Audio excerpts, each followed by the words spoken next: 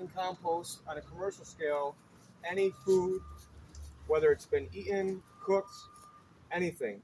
We take meat and fish, bones, dairy, fruits, vegetables, bread, nuts, seeds, any food that you can think of, we can take and compost.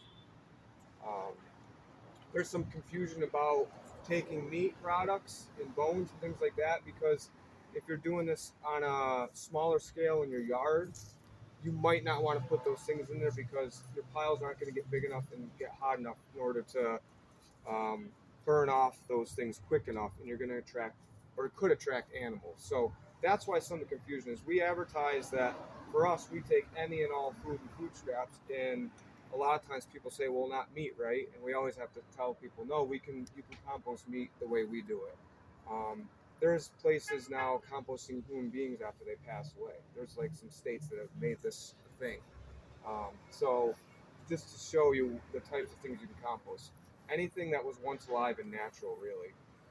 Beyond the food scraps, there's also carbon sources. So anything like from a tree can be composted. Basically, you're talking about your leaves that fall in the fall, wood chips, sawdust, things like that can all be composted. Manure from animals, certain manures, you don't want to compost dog manure because it has a lot of chemicals and things from the food that we give the animals. Um, plants, flowers can all be composted. We get that question a lot. People say, "Well, can I put my plants in my bucket?" And yes, totally. If you think about food, it's all plants. It's all flower, fruiting plants. So that can all be composted as well. And you can also compost cardboard, in some instances, paper as well. That gets to be a little confusing because sometimes the cardboard has a layer of petroleum over the top of it, a wax layer, and you don't want to put that in the compost. So we don't take that stuff.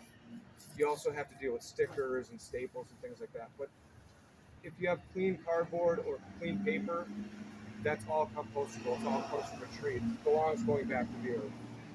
Um,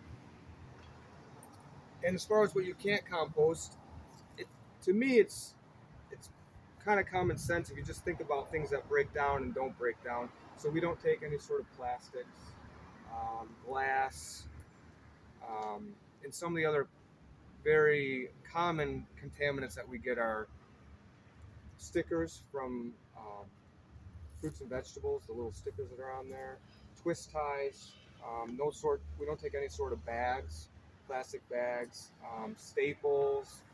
Um, Sometimes like tea bags have a plastic coating, so some of those we can't take. But those are the kind of the basic things that we don't take. If you can think of something natural to break down, most likely we're going to be able to take it. If it's something big and bulky, metals, things like that, are not going to be able to compost in this system.